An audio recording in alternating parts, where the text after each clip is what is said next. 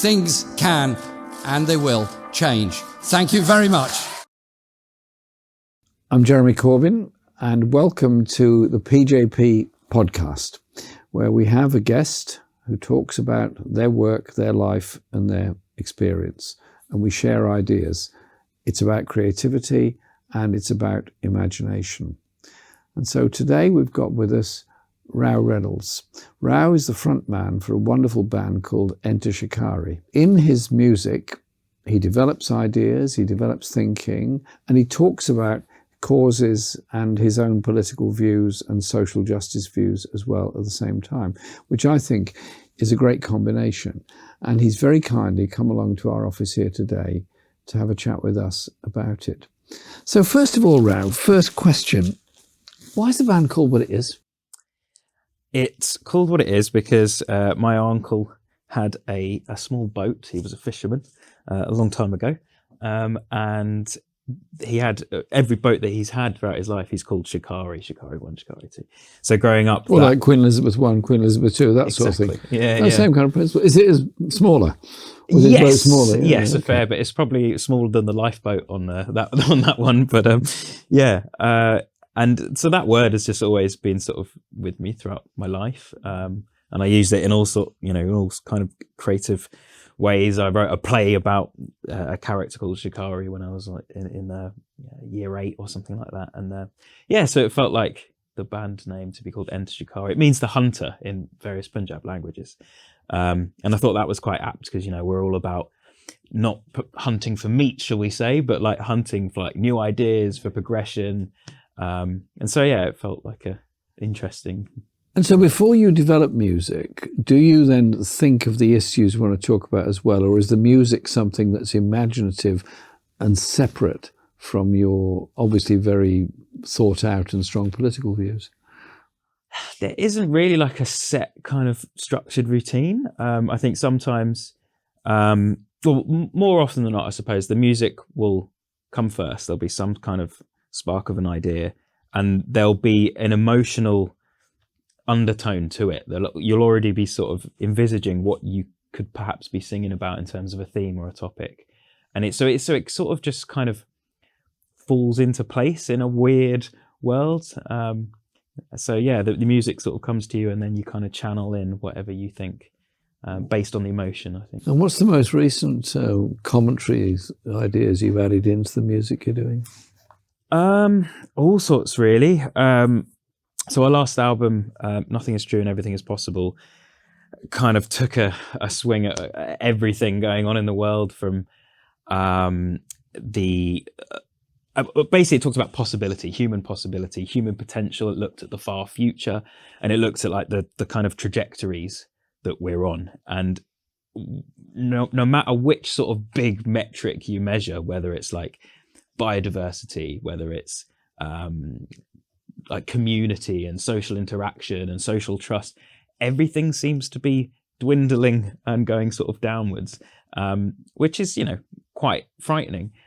So we wanted to look at that and kind of present new ways of thinking, try and like encourage our fan base to take a step back from the intensity of everyday life and trying to look at everything from more of a broader perspective, look down on things and try and see what we can. And do the fan base react to this with sort of social media messages and emails and stuff? Yeah. I mean, we're incredibly lucky. We've been doing this for 15 years, and we've had a fan base that's grown and are so passionate and are so kind of with us in terms of the messages, and like they're inspiring us to kind of keep going, keep searching, and keep. And do they feel inspired by this, or is it a revelation to them? When you're talking about biodiversity, I've not very often heard any musicians talk about biodiversity, but it's obviously crucial to the survival of all of us. Yeah, I think, I mean, it's not exactly your standard like rock and roll topic, I suppose. Well, it's not a standard political topic either. You'll love this. When I ran for leader of the Labour Party in 2015, I wanted to emphasise biodiversity in my environmental message. And somebody said, can you please not talk about bees anymore? I said, why not? They said, well, nobody's interested. I said, well, they ought to be. So I went out and did another speech about bees. well done, you. Yeah, I mean, I think people are often just like, they're kind of put off by words like biodiversity. Like, Yeah, you know, it's a terrible word. Yeah, everyday person, they don't, you know, even know like what it means, you know, let alone what we need to do to like, you know, improve it. But I think I sort of see our part of our mission as a band to like make people think about these things, because, you know, we're also bogged down being barraged every day by just like novelties and trivialities and, you know, everything that we have in our own life, which can be so intense. And we very rarely think about like big ideas, like, you know, where is our species going at the moment, things like that. So I think it's like a good way of like injecting, you know, a broader perspective into. And a lot of music and musicians are identified in the mainstream media as conspicuous consumption, personally very wealthy, driving even bigger cars than the next person, etc., etc. And so that kind of thought process often doesn't appear. But you're saying you've got this whole following, which are they educating themselves, or are you educating them, or do they come to you, attracted to you because they know what your views broadly are? I think it's a bit of all of that, and also they're educating us. It's very much it is a community, you know, like audiences or like fandoms, as they're called, of bands are communities. They're like microcosms of society.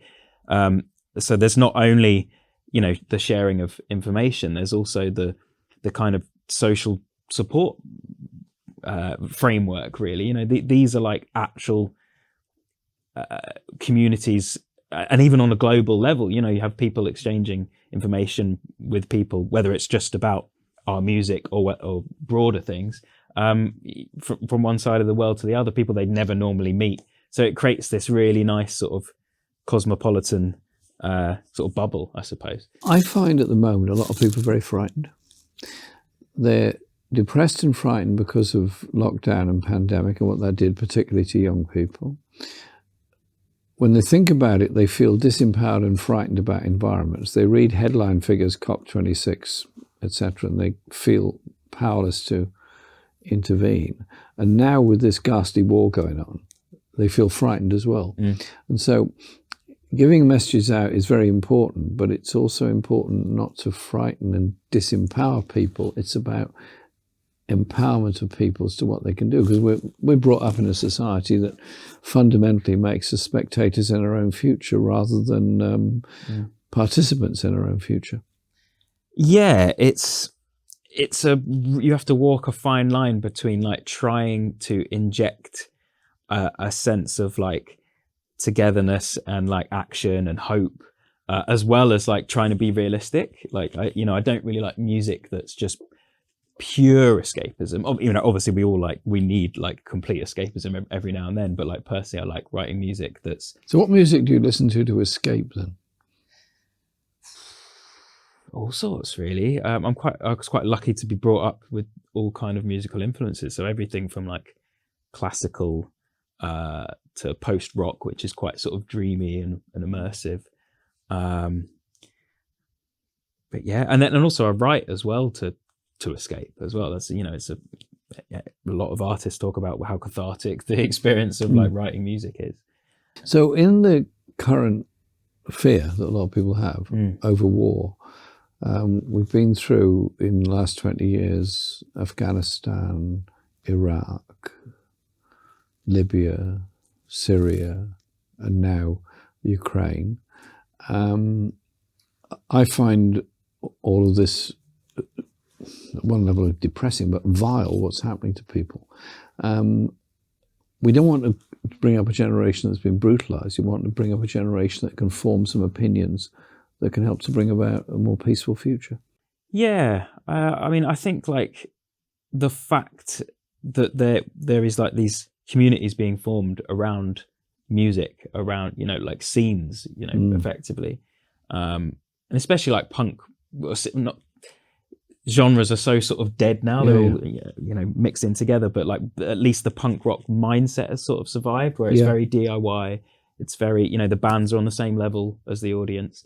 You can create those kind of ways of abilities to communicate with people, and have a sense of unity and a sense of, you know, all of this hell can be happening in the world, but we can still like create bonds. We can do little things. We can do our own, you know, bit to chip away at the various problems, and just concentrate on what you can do. That seems to be like the only way to stay sane, really. Like, look at what is in your power. And you know, even putting like a smile on someone's face is like a revolutionary act at the moment. Like, I think like there's so much that, you know, people can do to escape, but also to help progress in some way. Well, music is something that has the power to inspire, and it's probably quite sad, really, but I listen to quite a lot of classical music at home when I'm writing and working and stuff. And if something comes on, say Appalachian Spring, Copeland, or something from Shostakovich and so on, comes on, and it's introduced by the name Appalachian Spring, obviously. Now, I know what it means, I know what it's about, and I've listened to it hundreds of times. I quite like it. If nobody had told me what it was called and decided this was about spring coming, would we see it as that if we'd listened to it for the first time? I think everyone would probably have their own slight variation of what it means to them. Like music is I like to think of it, you know, and it's very hard to think of it this way within capitalism, but like as a gift. Like you make something and then you just put it out into the world, and then people take it and they kind of project into it. You know, they listen to it and it'll make them feel something. It'll make them perhaps nostalgic for something. And it becomes theirs, you know, and it can mean whatever they want it to mean to a certain extent. Well, that's how it should be. And art should be there for all and shared for all. It's rather like doing an abstract painting and refusing to name it. Just saying, there it is. They say, what does it mean? No idea. You decide. You decide.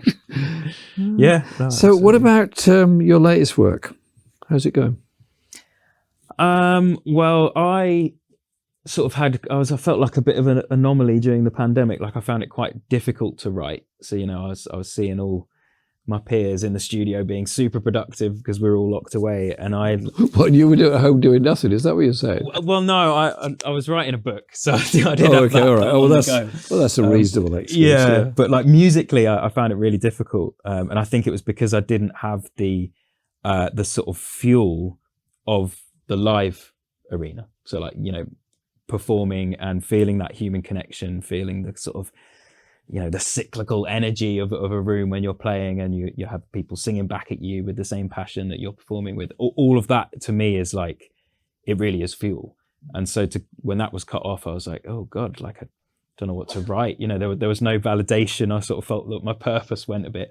So it's only in the last sort of few months that I've started feeling much more at ease with the writing process and writing again and working on the next album. Do you find it hard to write on your own, or do you prefer sort of pressure and noise and fuss around you at the same time? I think they both have their benefits. Like, I think if it's like a real, you know, a song that has a real sort of depth to it, then I think I need to be alone. I have to sort of really immerse myself in it, and because writing can be a very emotional process, so you're sort of, to be in touch with, you know, that side of yourself, you can't have too much like distraction, I suppose, or it becomes really difficult to... But it must be quite difficult to say, well, okay, I'm free, got nothing on next Tuesday, so I'll write then, because it might not take your fancy on Tuesday morning when you get up, you know. Yeah, I find it seems to be like two trains of thought. One is like, you turn up every day as a songwriter or as a producer, and it's a sort of grueling process, and then there's, you know, the glimmer of inspiration every now and then you follow that route and you make a song. And then there's the other sort of train of thought, which is don't chain your muse to a treadmill or whatever. Don't like be there every day. Just live your life, and then when you have the sort of spark of inspiration, then write. I don't really know where I sit. I'm sort of in between those two. I think there's a middle ground, hopefully, that I'm sort of. Well, it doesn't really matter where you sit as long as you're comfortable. Yeah. And did you have a concert cancelled in Moscow? Is that right?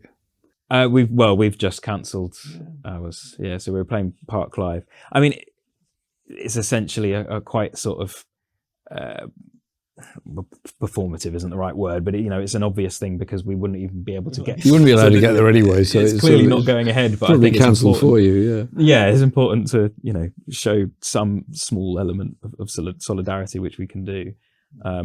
But it's just so unfortunate. But then post this war, we need to show solidarity with the anti-war people in Russia as well. Absolutely, yeah. And yeah, I've been speaking to quite a few of our friends out there who've, one particular has been arrested twice already, and there is such a sense, like, especially within the youth, that this is not what they want. This has nothing to do with them. This is outrageous, and yeah, so it's horrible because that was a great place for us to go and meet people and play, and same as Ukraine. Like, we have so many friends in both these places, and to see this happen is just hard. I was talking to some young people on the phone in Moscow yesterday, and they were just shocked, appalled, frightened. And then, I mean, we go to demonstrations, and we don't go to a demonstration with the expectation that you will not come home that night. We go to a demonstration with the expectation that we'll say our piece, do our thing, and go home. Some of them are getting 10 years in prison just for going on a demonstration. And so it takes a lot of courage to do that. Yeah, massive. But they're still doing it, thousands and thousands of them. Yeah. And well, if that helps to bring an end to the fighting and end to the war, well, that's fantastic. I hope so. Your perspectives on humanity, what are they for the future? Well, I mean, because you mentioned it when you were saying about music, you talk about issues, biodiversity, and where humanity is going. I feel often excited by people I meet doing inspirational things, often in very unusual and unlikely places. But I also feel very angry that we don't seem to have learnt the lessons of environmental disaster, or the lessons of what the COVID pandemic showed about health inequality, and we're heading down a road which is once more a very divided world. Divided economically as well as in other ways. Yeah, and it's all completely linked, I think, as well. But the future is fascinating because if you think about it, our species, if we zoom right out, our species has been, alive, 200,000 years. Our ancestor Homo erectus had 2 million years. So we've lived, it's like 15% or something of that. So we're like, as a species, we're in our adolescence. We're like a young species working out, its environment. Incredibly badly behaved adolescents, aren't we? Absolutely. We're still working it out, I think, and working it out quite badly with putting some bad systems in place that don't respect the one environment that we have, the planet. We've created an economic system which is incredibly misaligned. It has no inbuilt mechanism of recognizing resources, recognizing the environment that it's being used in. So it's completely disconnected. So I think there's amazing potential as a species. If we start to realize this sense of stewardship for our planet, then if we look into the far future, we could outlast Homo erectus and all mammalian species. The way that we're combining with technology, when you look into the far future, we really could be like a sort of guardian of this planet and the species on it. But yeah, as you say, there's a lot of sort of systems and structures and frameworks in place now which are quite archaic. I found some of the stuff at COP26 appalling, the sort of levels of corporate greenwash and the lobbying that was going on. It was at the levels of absurdity. I mean, there's a company there who were trying to build a new waste incinerator around here, were lobbying COP26 to be allowed to build incinerators. Where do you begin?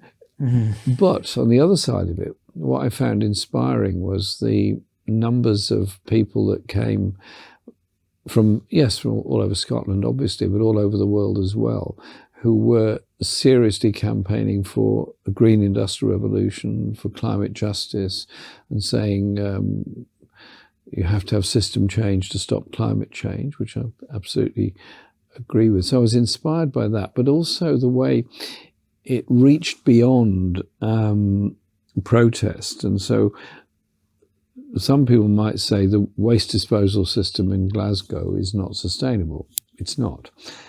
They are mostly men who collect the rubbish from people's homes and put it in a truck and take it away, are not obvious allies of the environment movement. Yet, particularly the young people who are in Glasgow, joined them in their strike, joined them in supporting them.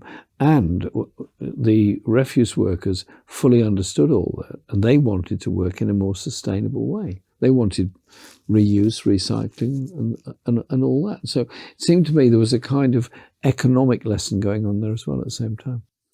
Yeah, we actually got to play up there during COPs, and then there's a couple of climate scientists that we know who have been a massive inspiration. They took me around it, and it was an incredible, mixture of, you walk into one room and there's this hub of, youthful determination and ideas, and then you walk into the next room and there's like the sort of, there's the Royal Bank of Scotland sector, and there's Barclay, and there's all these other, greenwashing areas, and it's just like, this is very strange. But yeah, it was a fascinating experience. And I suppose if we're positive about it, if the big corporates feel the need to greenwash, at least they understand that there's a public feeling about it. Yes. Yeah. What they're doing, some of it, what they're doing is nonsense, but at least they feel the need to engage, which is, whereas instead of just deny. Yeah. I mean, I remember being involved in environmental stuff when I was school and post-school, a young person. We were just treated as being mad. Just, you're crazy. What's wrong with all these cars? What's wrong with all this stuff? Yeah.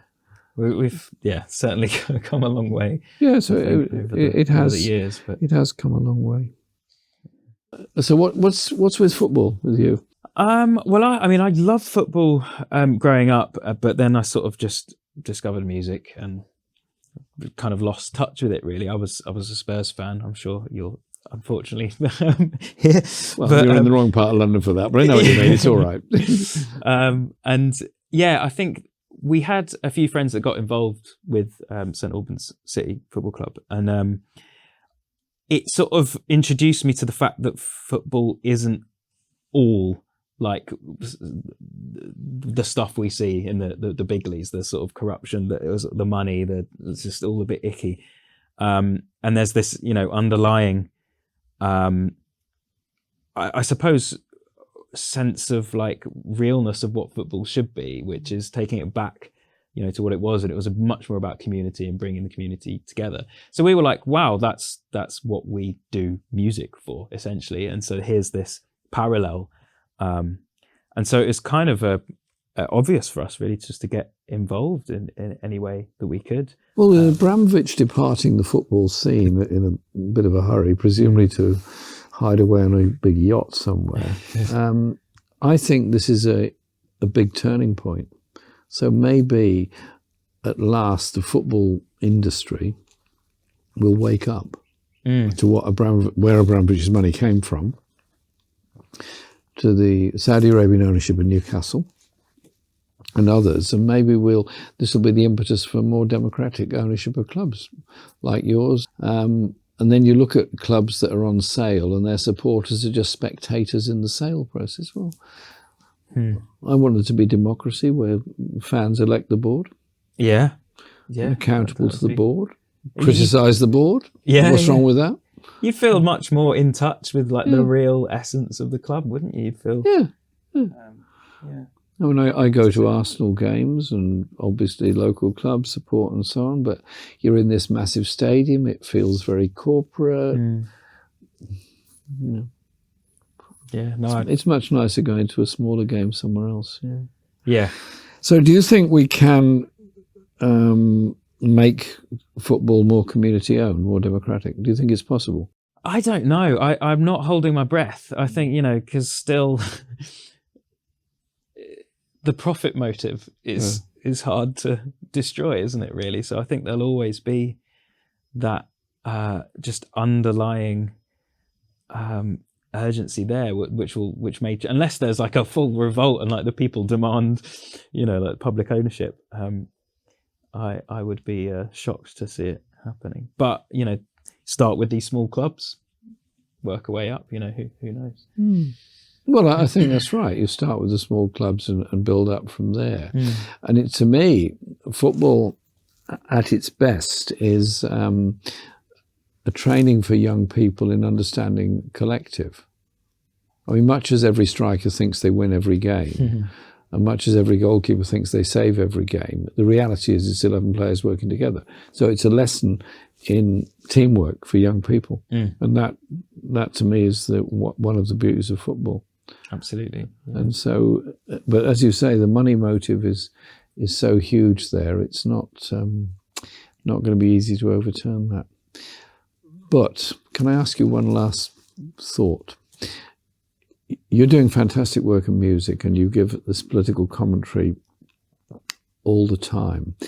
Do you feel that socialist ideas, left ideas and collective ideas are under more or less attack in the sort of cultural sphere that you work in at the moment?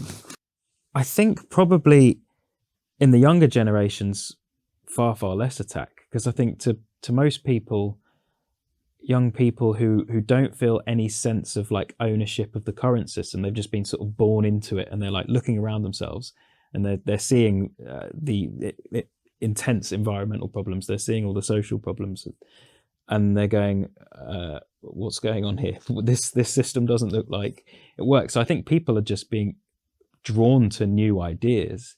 And, after decades of neoliberalism, I think left-leaning ideas are new to the youth. And ideas that go past like any sense of like productivism. So like ideas that just disregard growth and like call it what it is, which is a sort of form of insanity and actually not efficient, not economical, not sustainable. I think people are sort of logically, embracing new ideas and new discussions. But then saying that, I think perhaps in older generations, there feels like there's a lot of attack, I think, in terms of those ideas, because I think they see that it's so hard to justify and support the system the way it is, like the whole socio-economic system, really. So I think the more and more people question, the more and more there's going to be fight back against it from the sort of status quo, the guardians of the status quo. So it's interesting, polarized, hostile times, but I think hopefully there's a lot of new ideas and new thinking that's going to come out. I find young people much more open to radical ideas on the economy than older people. When you say, for example, if we want to protect the natural world and the environment, I mean, I hate the word biodiversity, and by the end of our conversation, I'm sure we'd have replaced it with something more appropriate. But if you talk to them about that, they recognize that if you have a free market economic system, which is based essentially on the ever increasing rapidity of drawing natural resources out of the earth, then you have a problem. You have a problem with what you've done to the air environment. You've had a problem with what you've done to the ground environment, and you've got yourself a problem. But older people find it very hard to see beyond the sort of profit motive in the economy and how you live your life. Whereas I find younger people much more open to the idea, well, actually, the world in the words of the Diggers, is a common treasury, and there is enough for all of us, but there isn't enough for the greed. So you then talk about things like a universal basic income, you talk about giving everybody a reasonable standard of living, you talk about a society that genuinely cares for all in a world that works on those principles, and you begin to get a bit of a hearing. Now, I'll tell you what's inspired me has been, the United States to me has always been a place of wonder and fear because of the rampant free market capitalism of the United States. But who would have thought that Bernie Sanders, describing himself as a socialist in a country that went through the McCarthy era and everything else, would come within a hair's breadth of being the Democrat candidate for president, and quite possibly president instead of Donald Trump. You know, and so something happened there that a lot of mainly young people growing up in a free market society saw something different. Yeah, I think that's it. Just shows that those sort of like what we were speaking about earlier about the little chipping away steps. You know, you have the Occupy movement who are just like start asking questions, and then those questions become mainstream questions, and then the next minute you have a mainstream politician, as you say, becoming very, very close, and these ideas are now. I think you'd be a bit upset if you call him a mainstream politician. Well, yeah. Bernie, if you're listening, it's meant as praise. Yeah, not derogatory, but means. But it's fascinating times because new ideas are being discussed, and we have one of our songs is called TINA, an acronym for There Is No Alternative, which is this phrase that we've heard again and again over the decades, and I think people are now just going, well, hold on a minute, there has to be, because there's just completely, as we said, all the trajectories aren't looking very good. So there has to be alternatives. So people just aren't buying it anymore. They're much more scared of what will happen if we stay with this status quo than the fear of the new, of the novel or whatever. And some of the groups that got together during COVID, the mutual aid groups and so on, I think have made a big difference, because they've suddenly people woken up, hang on, my neighbour was very hungry, I didn't know that. There are people sleeping rough around here, I didn't know that. And they've sort of woken up to their own injustice, and that's been seen on a global scale. And also the reaction to refugees is varied. Sometimes it's totally horrible, but there are 70 million refugees around the world. There's now another million have come from Ukraine. Well, they're all people, they've got to be supported. So we've got to think about why and how they became refugees, rather than the brutality of the treatment of so many. There's that Bob Dylan song, isn't it? I Pity the Poor Immigrant. It's quite powerful, actually, that, yeah.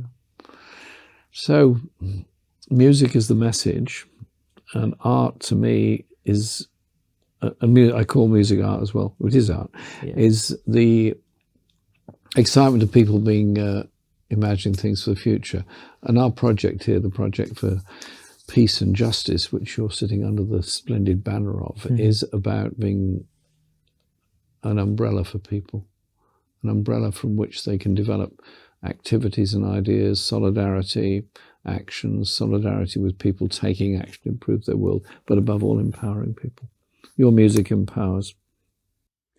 I like to think so. Yeah, we try and do our bit. And what's next? What's next? Well, we're trying to figure out touring again, basically, as we're able to start playing shows again. We did a UK tour in December, which went really well, and we've got some festivals this summer. Then we've got an American tour, Australia, Europe. So it's basically, I've become a full-time touring musician again very soon. So how do you write when you're on tour? It's much more difficult. Yeah, that's much more the crazy, constantly distracted, trying to find a quiet room backstage kind of world. Or if you're, do you travel by bus between events or what? A bit of everything. Yeah. Bus, a train. So you're not, when you're on a train, you don't get an idea of a song, do you? You've got the voice note apps. You're constantly sort of diddle-deeing into an app. Any ideas that will hit you on the road. But you don't feel self-conscious, or you're Yeah. you're at the core of the Yeah. trade saying, it's not something I'd release. Me just beatboxing or singing a melody in a quiet carriage in a bus. No, but they're the little stems of the seeds of new ideas. So. well, can I say thank you very, very much for coming here today and having a chat with us, and good luck with it all. But people don't always realise that what they're doing is part of a movement. You don't have to be a card-carrying member of anything to be part of a movement. You're part of a movement if you're doing something. Absolutely. It's a movement of activities and activists. Just showing some empathy is well, that's a good start. Part of seems to be part of a movement against things at the moment. But yeah, thanks so much. My pleasure. Thank you for having me. Thanks for tuning in to the Peace and Justice podcast. Find out more about what you heard in this episode by going to thecorbynproject.com/podcast. There you can sign up to support our campaign, and if you can, become a regular supporter to help fund our work for peace and justice in this country and around the world.